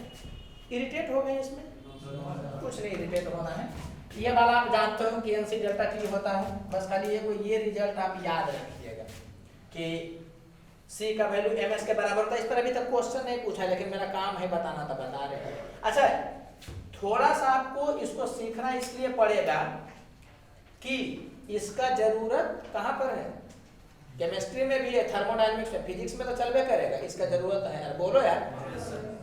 तो थोड़ा सा इरिटेटिंग लगेगा, इसमें तो कोई दिक्कत नहीं, Q = ms delta sorry NC delta T. हम बोल रहे हैं कि कभी कभी क्या करेगा ना कि गैस दे कर वो स्पेसिफिक हीट दे देता है, समझ आ रहा है कि ना, तब NC डेल्टा टी नहीं मार दोगे, तब कौन मारोगे ms डेल्टा टी। अब मास कैसे निकालोगे, तो ये मोल ना दे दे, तो उसका मोलर मास से मल्टीप्लाई करते ये ग्राम में आ जाएगा, ये कैलोरी पर ग्राम पर केल्विन में ही रहेगा, तो डायरेक्ट x करेंगे, और डेल्टा टी ये वाला समझ आया ना कि कैलोरी में हुआ, नहीं समझ में आया, ये पूछता नहीं है, लेकिन हम बता दिए खाली कि जान लो।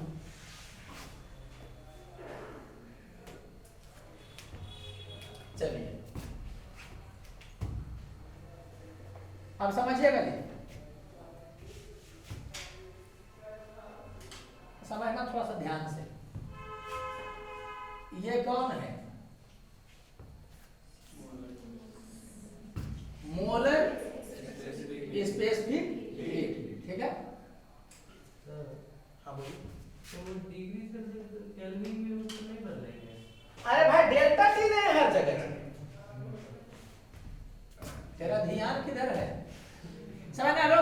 सी को डिफाइन किया गया है अलग अलग केस में, मान लो कि ये कांस्टेंट वॉल्यूम पर डिफाइन किया जाता है, ठीक है, तो इसको इंडिकेट किया जाता है सीवी से, ये आप जानते ही होंगे, अरे बोलो यार।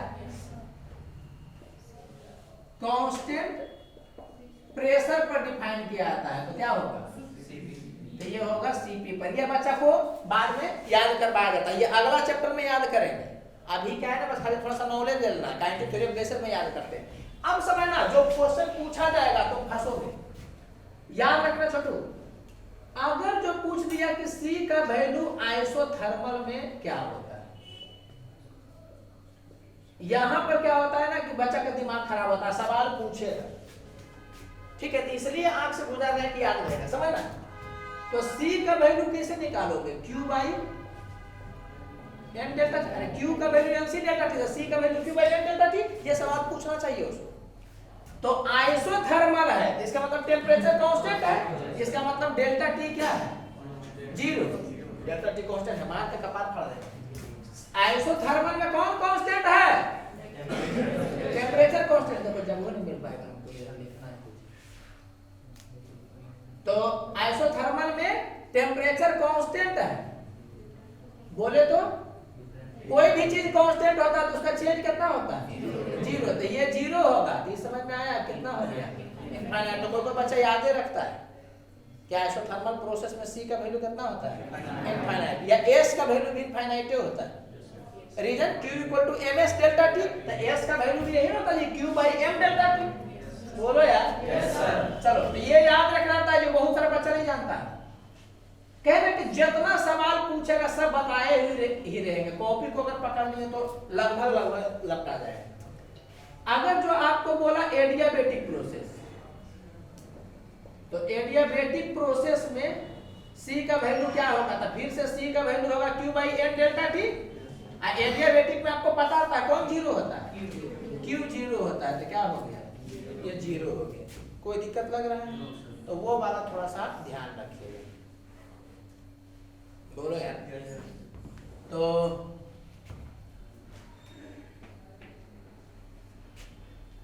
देखो चूंकि यहाँ पढ़ाए हैं इसलिए हम बता रहे हैं, नहीं तो आप सीधे रट जाइएगा, इसको भी रटने की जरूरत है।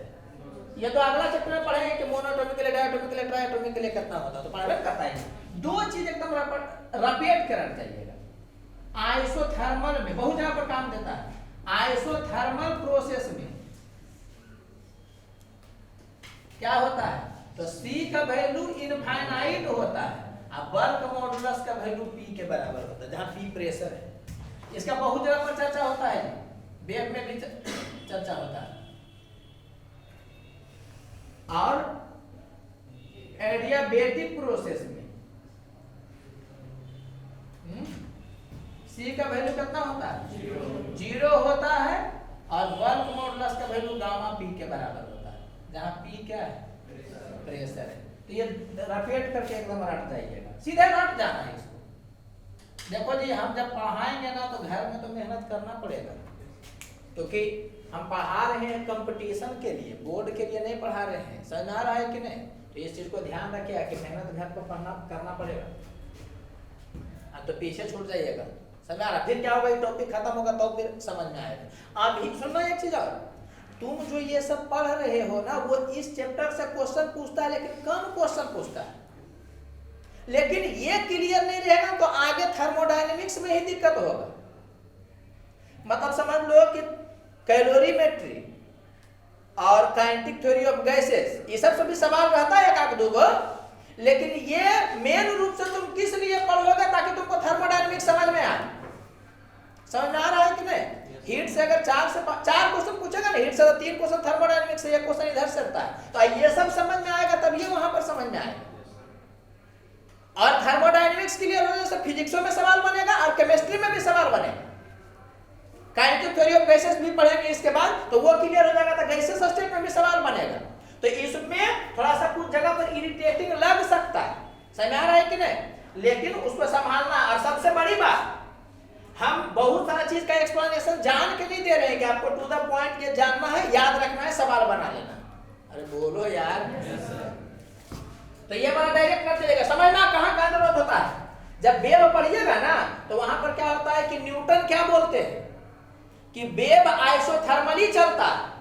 न्यूटन बोलते हैं वेव क्या चलता है, आइसोथर्मली चलता है। तो वो पूछ देगा तुमसे कि न्यूटन के हिसाब से बल्क मॉडुलस क्या होगा, तो न्यूटन के हिसाब से आइसोथर्मल प्रोसेस से चलता है, तो बल्क मॉडुलस किसके बराबर हो जाता है, P के बराबर हो जाता है।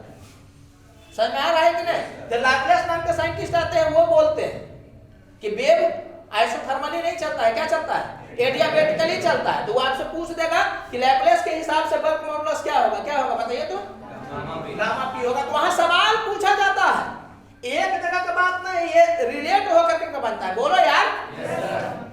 और बाकी ये तो सवाल की जरूरत तो नहीं भी याद रहेगा, तो C के बारे में करेगा तो फॉर्मूला लिखा तो डायरेक्ट पता चल जाएगा। आइसोथर्मल में ये जीरो थी इन्फिनिटी, एडियाबेटिक में ये जीरो थी। ये बात कोई दिक्कत बोलो यार, समझ आ रहा है ना? बाकी एक चीज समझिएगा जी, सॉलिड के लिए एंड लिक्विड के लिए S जो होता है वो हमेशा क्या होता है, पॉजिटिव होता है। लेकिन गैस के लिए जो C होता है ना वो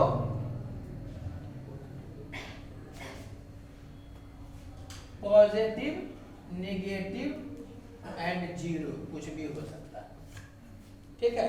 एक्चुअली में गैस का जो सी होता है ये डिपेंड करता है किस पर, डिपेंड्स ऑन प्रोसेस, ये आप ध्यान रखिएगा। फिर से एक बार बोल रहे हैं, आपको बोलेगा किसी गैस का मोलर स्पेसिफिक हीट कितना है, तो आप नहीं बता सकते, पहले ये जानना पड़ेगा कि उसका प्रोसेस क्या है, तभी ना बताए थे कि आइसोथर्मल रहेगा तो इन्फिनिटी होगा, एडियाबेटिक रहेगा तो ये होगा, किसी और प्रोसेस में कुछ होगा, किसी और प्रोसेस में कुछ होगा, तो दिमाग में ही बैठे रहिएगा कि गैस का मोलर स्पेसिफिक हीट किस पे डिपेंड करता है, प्रोसेस पे डिपेंड करता है, ये बार बार बोल रहे हैं, ठीक है। वो आगे पता चलेगा आपको कि कैसे उसका यूज किया जाता है या कहाँ कहाँ यूज होता है, तो कोई दिक्कत लग रहा है, ठीक है। एक्चुअली होता क्या ये समझना, ऐसे बोलना नहीं चाहिए यार, कोई मतलब नहीं है। C का वैल्यू है ना जी Q/N डेल्टा T, तो मान लो कि तुम हीट दोगे तो Q पॉजिटिव होगा, ये वाला तो पॉजिटिव है ये है, लेकिन बहुत सारा ऐसा प्रोसेस है कि हीट देने के बाद भी टेम्परेचर घट जाता है गैस का, समझ में आ रहा है कि नहीं, तो उस केस में C नेगेटिव भी हो जाता है। छोड़ो ये सब छोड़ो, साइड करो, एकदम साइड करो। कांस्टेंट वॉल्यूम पर Cv से इंडिकेट करते हैं, कांस्टेंट प्रेशर पर Cp से इंडिकेट करते हैं, बोलो जी। और ये आप रटे रहिएगा, आइसोथर्मल में C इन्फिनिटी होता है, ये इतना होता है, ये दोनों नहीं भी रखिएगा तो काम चलेगा, वो तो तुरंत पता चलेगा, लेकिन इसमें आपको दिक्कत होगा, तो ये आप रटे रहिएगा, ठीक है। बाकी ये ध्यान रखिएगा कि सॉलिड लिक्विड में वो हमेशा पॉजिटिव होगा, और गैस के केस में पॉजिटिव नेगेटिव जीरो कुछ भी हो सकता है, समझ आ रहा है कि नहीं, तो ये ध्यान रखिएगा। हम लोग पहले पढ़े थे क्या, हीट कैपेसिटी, या इसी को क्या बोला जाता है, थर्मल कैपेसिटी। तो पहले क्या पढ़े थे हम लोग, हीट कैपेसिटी किसको बोलते थे, ms को बोलते थे, बोलो यार, ये बराबर होता है n × c के, तो इसको भी क्या बोलते हैं हम लोग, हीट कैपेसिटी या थर्मल कैपेसिटी बोलते हैं, बोलो यार। तो ये खाली याद रखेगा, बताने के लिए बोला गया, कोई दिक्कत लगा, पहले हीट कैपेसिटी ms पढ़े थे वैसे, अब हीट कैपेसिटी किसके बराबर भी होगा, nc के, ठीक है, तो उसको आप याद रखिएगा। कैसे होता है ये भी बताया जा सकता है, लेकिन आप डायरेक्ट याद रखिए, Q = ms डेल्टा T है ना, तो डेल्टा T छोड़ करके जो ms था वो हीट कैपेसिटी था, और Q = nc डेल्टा T, तो फिर डेल्टा T को छोड़ दिएगा तो जो nc बचेगा वो भी क्या है, हीट कैपेसिटी, तो इसको सीधे रखे हुए रहिएगा, ठीक है। अब थोड़ा सा ध्यान दीजिएगा, एक आपको जो पढ़ना है वाटर इक्विवेलेंट, इसको थोड़ा सा समझिएगा। वाटर इक्विवेलेंट को कैपिटल W से रिप्रेजेंट करेंगे, कैपिटल W से रिप्रेजेंट करेंगे, ठीक है। ऐसे वेट भी हो जाता है, लाइट है, W से भी इंडिकेट करेंगे। वाटर इक्विवेलेंट का क्या मीनिंग है, पहले ये समझिएगा। ये एक कोई बॉडी है, ठीक है, तो इसका टेम्परेचर डेल्टा T से बढ़ाने में कुछ एनर्जी देना पड़ेगा। कोई बॉडी है जिसका टेम्परेचर डेल्टा T से बढ़ाने में कुछ एनर्जी देना पड़ेगा, तो कितना वाटर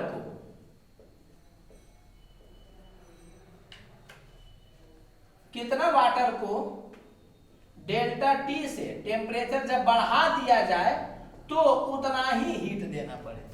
शायद हम नहीं बोल पाए क्लियरली, एक बार फिर से, पहले नाम से हम लोग पकड़ते हैं। ये क्या बोल रहा है, वाटर इक्विवेलेंट, इसका मतलब वाटर इक्विवेलेंट माने हुआ वाटर के इक्विवेलेंट, समझ आ रहा है कि नहीं। तो इस बॉडी को का टेम्परेचर अगर डेल्टा T से बढ़ाना है तो कुछ हीट देना पड़ेगा ना, तो उतना ही हीट, कितना अमाउंट ऑफ वाटर को हम दें कि डेल्टा T से ही टेम्परेचर बढ़ जाए। नहीं समझे क्या बोल रहे, माने आप एक तरह से ऐसे समझ सकते हैं कि किसी बॉडी का वाटर इक्विवेलेंट दे दिया तो आप उस बॉडी को हटा करके तो उतना वाटर भी रख दीजिएगा, तो हीट एनर्जी के हिसाब से वही कहानी चलेगा। नहीं बात पहुंचा। जैसे कैसे हो गया कि 1 kg गाजर है, ठीक है, तो वो इक्विवेलेंट है 40 रुपया के, तो दोनों बराबर हो गया। वो बता रहा है कि 1 kg गाजर जब भी जरूरत पड़ेगा तो आप 40 रुपया खर्च करिएगा तो काम चल जाएगा। तो वाटर इक्विवेलेंट का मीनिंग ये हुआ ना कि ये बॉडी को हटा कर इसके बाद इसका जितना भी वाटर इक्विवेलेंट होगा ना, मैंने देगा 200 ग्राम 300 ग्राम, देखिए ऐसे बोल दिया कि इसका वाटर इक्विवेलेंट 10 ग्राम है। इसका क्या मतलब हो गया कि जितना से इसका टेम्परेचर आप चेंज करना चाहते हैं ना, तो कुछ हीट दीजिएगा, तो इसको हटा करके 10 ग्राम वाटर में भी उतना हीट दीजिएगा तो उतना ही से टेम्परेचर में चेंज होगा। और नहीं फील हुआ तो बस केवल एक ही चीज याद रख लेना है कि हीट एनर्जी के व्यू से कभी भी किसी बॉडी का वाटर इक्विवेलेंट देगा ना, तो उस बॉडी को भुला जाना और उसके जगह पर क्या रख देना, जितना अमाउंट वो बोला है ना उतना को रख देना। जैसे कि बोल दिया कि किसी बॉडी का वाटर इक्विवेलेंट 200 ग्राम है, तो हीट एनर्जी लेने देने के बारे में चर्चा करेगा, तब उस बॉडी को क्या करना है, भुला जाना। अब सीधे क्या होगा कि उसके जगह पर 200 ग्राम वाटर रख देंगे और जो वाटर के साथ होगा वही उस बॉडी के साथ होगा। बात पहुंचा? तो और आगे क्लियर होगा। तो वाटर इक्विवेलेंट किसी भी बॉडी का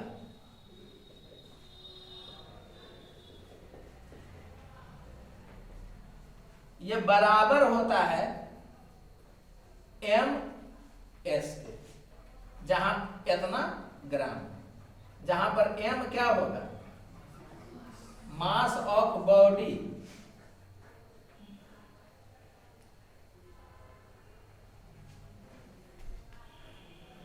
मास ऑफ बॉडी इन ग्राम, ये बॉडी का है।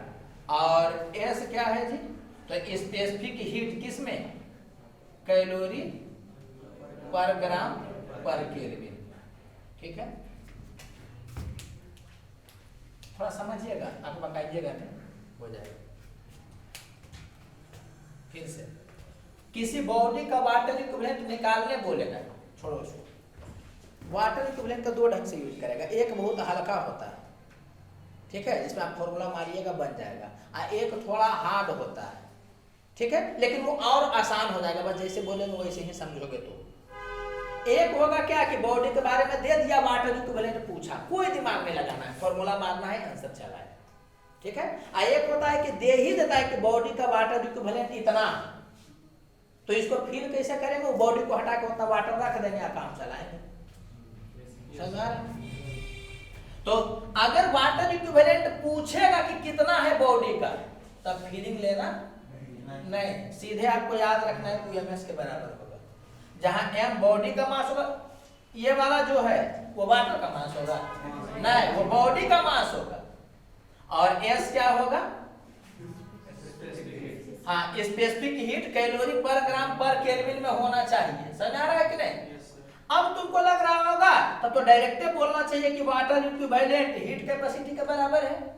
अरे बोलो यार, क्योंकि हीट कैपेसिटी भी MS ही होता था और वाटर इक्विवेलेंट भी MS है। तो यहाँ पर समझाया बहुत सारा चीज जा सकता है, लेकिन बस इतना ध्यान रखना ना कि वाटर इक्विवेलेंट का मैग्नीट्यूड हीट कैपेसिटी के बराबर होता है, यूनिट बराबर नहीं होता है। समझना, वाटर इक्विवेलेंट जब भी किसी बॉडी का देगा तो इतना ग्राम इतना केजी ऐसे ना चर्चा करेगा जी।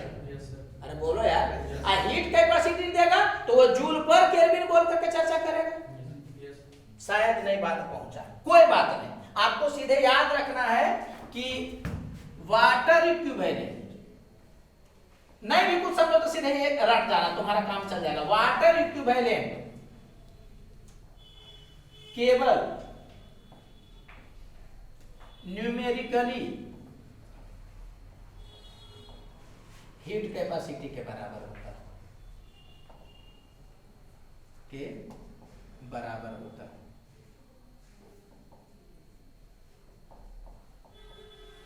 यूनिट वाइज क्या होता है, यूनिट वाइज अलग होता है।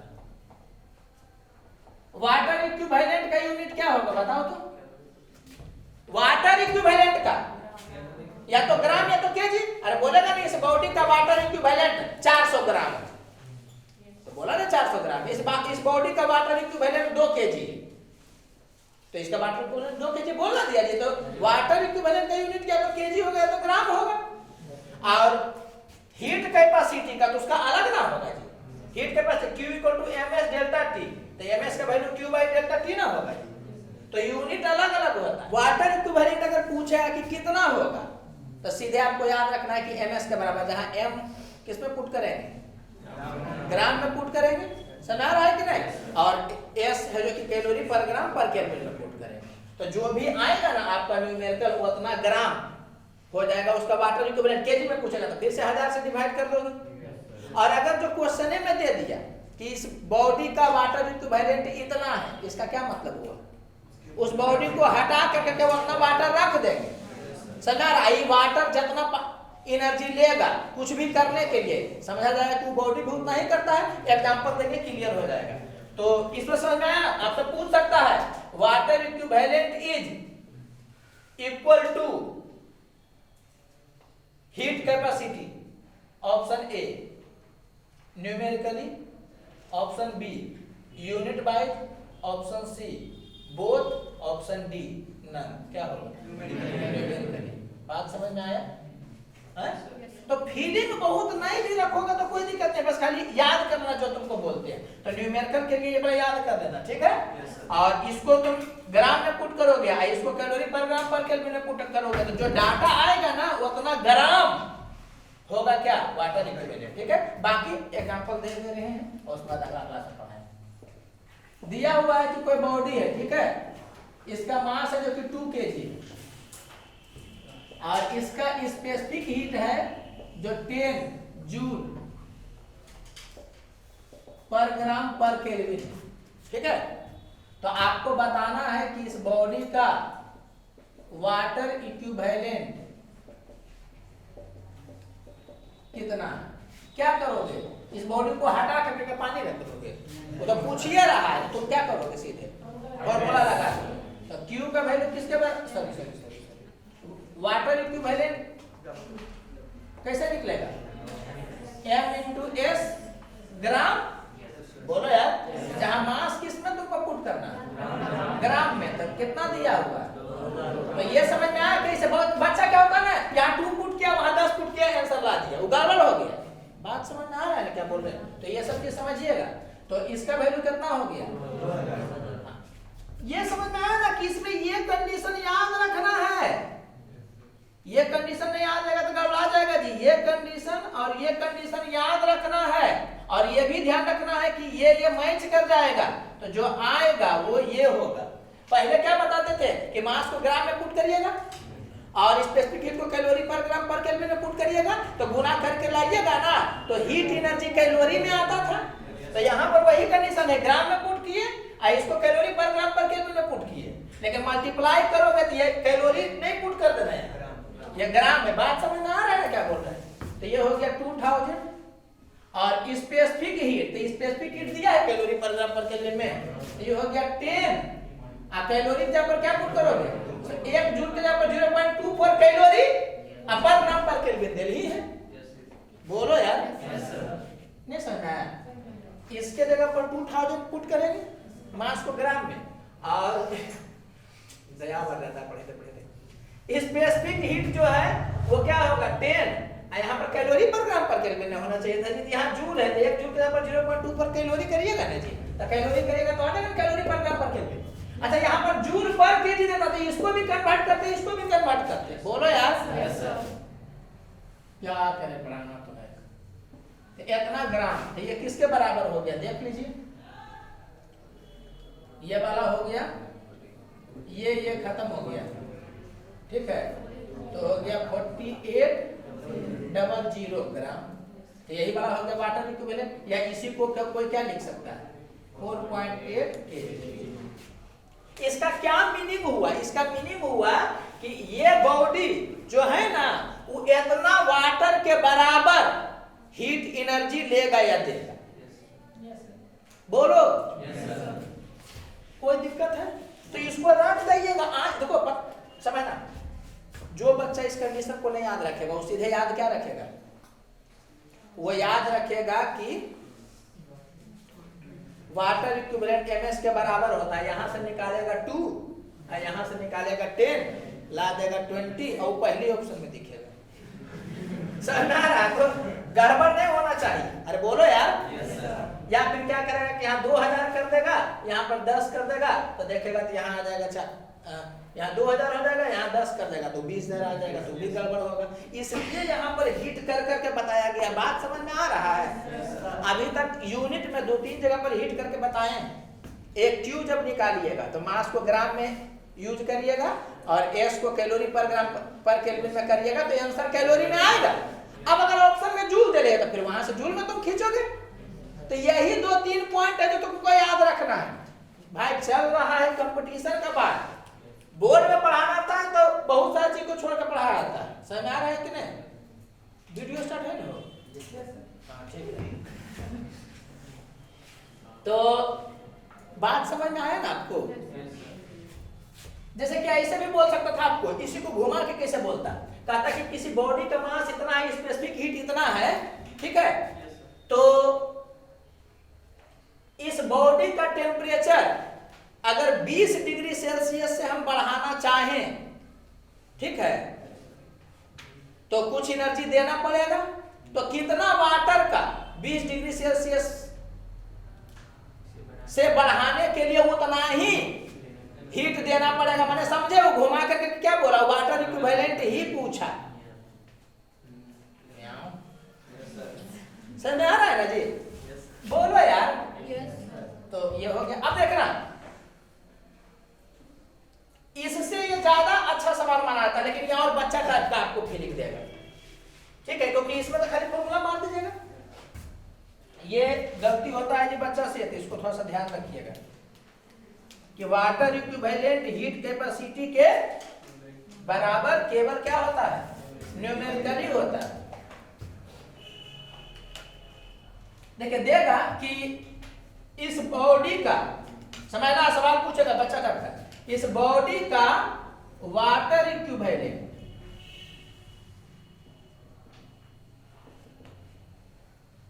जो है वो कुछ भी 3 kg, ठीक है। तो इसका टेम्परेचर 50 डिग्री सेल्सियस से बढ़ाने के लिए, इस बॉडी का टेम्परेचर 50 डिग्री सेल्सियस से बढ़ाने के लिए कितना हीट देना पड़ेगा। अब देखना कैसे बच्चा फंसता है। अगर बॉडी के बारे में बात करना है तो Q का वैल्यू होगा ms डेल्टा T, जिसमें m किसका चाहिए, बॉडी का मास, और S चाहिए क्या, बॉडी का स्पेसिफिक हीट, और डेल्टा T। तो यहाँ डेल्टा T जो दिया है, बॉडी का मास दिया है क्या, मास दिया, मास का मान पा देना, ये वाटर इक्विवेलेंट में दिया है, तो बॉडी का मास दिया है क्या, नहीं दिया। बॉडी का स्पेसिफिक हीट दिया है क्या, नहीं दिया है। तो बॉडी का ना मास दिया है ना स्पेसिफिक हीट दिया है, तो Q equal to ms delta T तुम लगाओगे कैसे?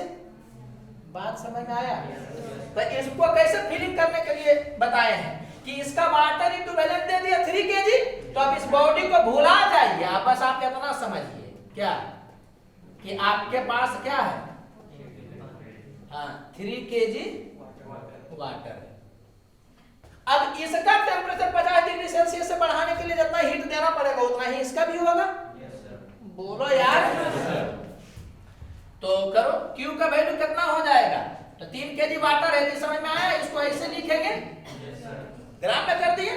स्पेसिफिक हीट कितना होता है वाटर का, अरे अब वाटर हो गया तो ms डेल्टा T में सब वाटर चला जाएगा जी, तो m हो गया ग्राम में, s 1 कैलोरी पर ग्राम पर केल्विन, और डेल्टा T 50। ये किस में आएगा, जूल में कि कैलोरी में कि अर्ग में, कैलोरी में, बताए थे ना जी अभी। तो देखो बन गया। अब इसको जूल में करना रहेगा, किसके जगह 4.2 कर दोगे। बोलो यार, फीलिंग हुआ? चलो यहाँ देखो, ना बस खत्म हो रहा है। देखो अगर घर पर मेहनत करोगे तो बहुत मजा आएगा। मेहनत तो करना पड़ेगा, उसमें तो कोई डाउट नहीं, मेहनत तो करना पड़ेगा। घर पर मेहनत करोगे तो क्लास में मजा आएगा, अदरवाइज क्या होगा ना कि हमारा क्लास झेलते नहीं झेलाएगा। ये भी बात हम बता रहे हैं, क्योंकि ऐसे नहीं है कि छोटा चीज पढ़ा दिए, तुमको सब कुछ समझ में आ रहा है, लग रहा है ठीक चल रहा है। यही आजकल ट्रेंड हो गया। ऐसा चीजें पढ़ाइए कि बच्चा को खाली समझ में आए, वो ऐसा चीज छोड़िए दीजिए जिससे मैं बच्चा के माथा पर भार पड़े, तो फिर दिक्कत हो जाएगी। चलो यहाँ देख लो एक क्वेश्चन, समझना जी। दिया हुआ है कि किसी भेसल में शराब को गर्म कर देगा। चलो कुछ और बोल देते हैं, दूध है, ठीक है। तो ये 4 kg है और दूध का स्पेसिफिक हीट जो है वो कुछ बोलो, चलो मान लेते हैं 0.8 कैलोरी पर ग्राम पर केल्विन जो दूध है, ठीक है।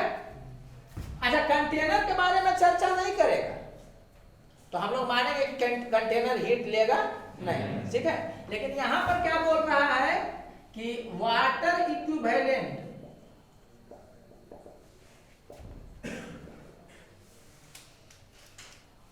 ऑफ कंटेनर जो है,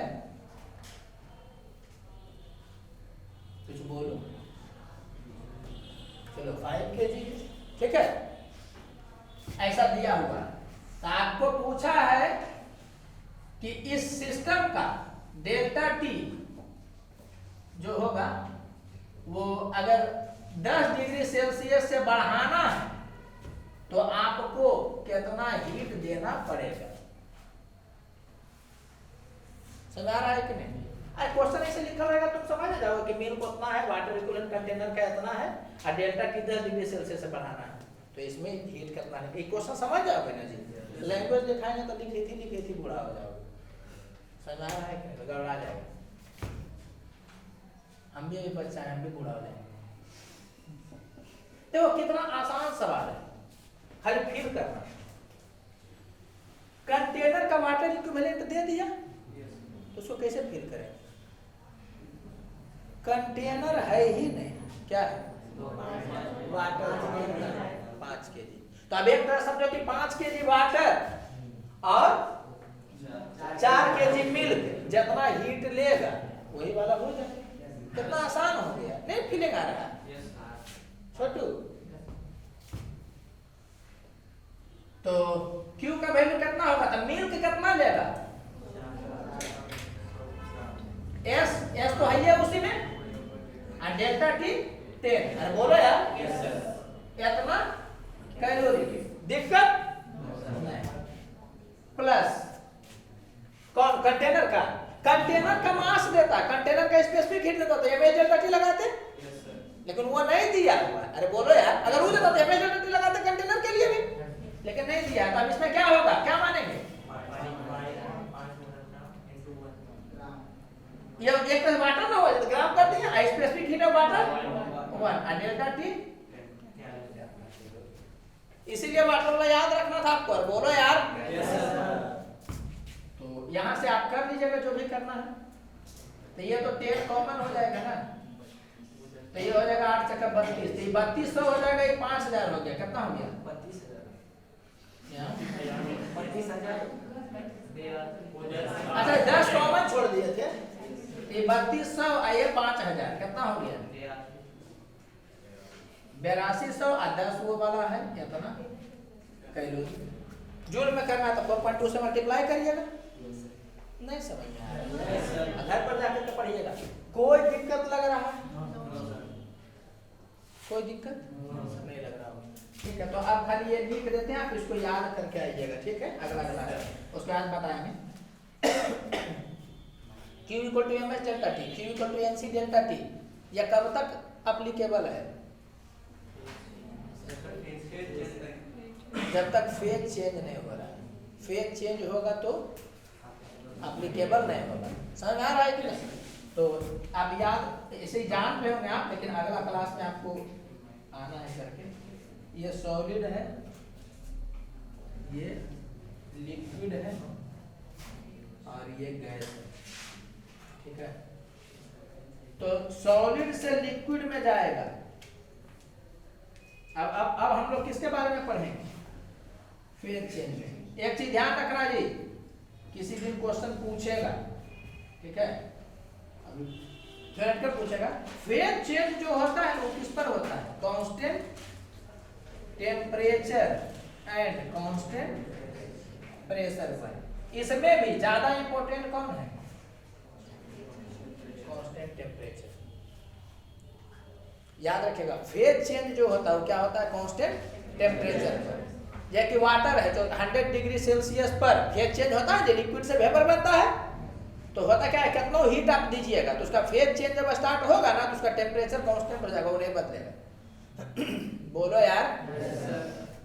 तो सॉलिड से लिक्विड में जाएगा, इसको क्या बोलेंगे? और बोलो यार, मेल्टिंग। ओके, कोई दिक्कत नहीं। इसको फ्यूजन भी बोलते हैं, या तुम जो बोले वो भी बोलते हैं। चलो, लिक्विड से सॉलिड जाएगा तो कंडेंसेशन बोलते हैं, मार करके नहीं। एक तो इसको बोलते हैं सॉलिडिफिकेशन या गजब फ्रीजिंग। लड़के लोग ज्यादा होशियार।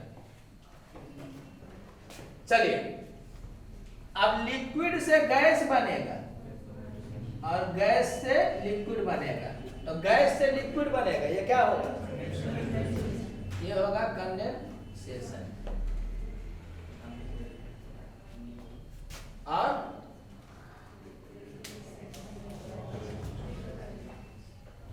लिक्विड से गैस बनेगा, उसको वेपोराइजेशन, ठीक है। इसी को क्या बोलते हैं? अच्छा, इसको हो गया, ऊपर हो गया। कोई दिक्कत लग रहा है इसमें? चलो, इसमें बताइएगा, सॉलिड से गैस बनेगा और फिर गैस से सॉलिड बनेगा। तो सॉलिड से जो गैस बनेगा उसको क्या बोलेंगे? Are you sure? लॉक कर दिया जाए।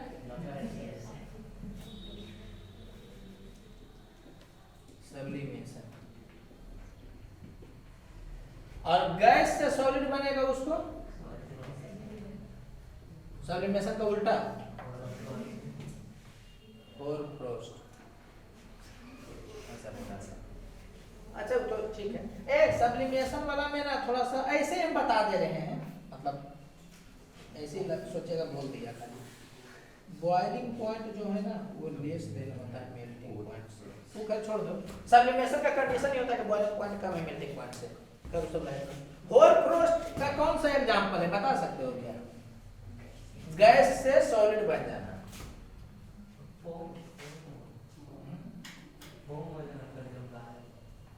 कैसे?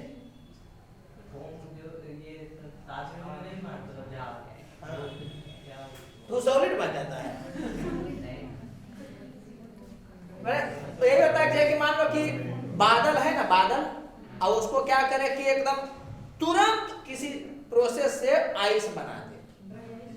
समझ में आ रहा है? ड्राई आइस तो अलग है, ड्राई आइस तो CO2 का होता है।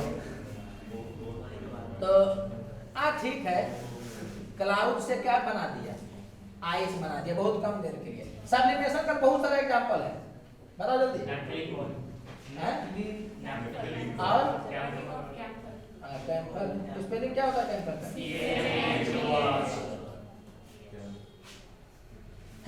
एग्जांपल हमने बात बताया। एक क्वेश्चन पूछ सकता है जी कि कैम्फर का क्या खासियत है? तो कैम्फर में सब्लिमेशन होता है ना, कोई भी सब्लिमेशन करेगा, खाली वही रट ले रहिएगा कि बॉइलिंग पॉइंट क्या होता है? कम होता है। किससे? मेल्टिंग पॉइंट से। मतलब वो मेल्ट होने के पहले इवेपोरेट होने लगता है। खैर, लाइट छोड़िए उसको। तो ये वाला आप याद किए रहिएगा, ठीक है। और ये ध्यान रखिएगा कि फेज चेंज के सिचुएशन में कभी भी Q पूछेगा तो MS डेल्टा की यूज नहीं करें। समझ में आ रहा है कि नहीं? ये आप ध्यान रखिएगा। अब बाकी इसके बारे में हम लोग आगे चर्चा करेंगे अगला क्लास में। कोई दिक्कत लग रहा है? हालांकि बेकार इसको स्टार्ट कर दिए, अगली क्लास में इसको स्टार्ट करना चाहिए। नहीं ठीक है, आप याद करके कहिएगा, जगह बचा हुआ है तो उसको वसूलना तो था। आज का क्लास कैसा लगा? ठीक लगा? ठीक है, घर पर जाकर के पढ़िएगा। अभी थ्योरेटिकल टाइप का ही चल रहा है, न्यूमेरिकल तो थोड़ा थोड़ा सा है। ठीक है, ओके।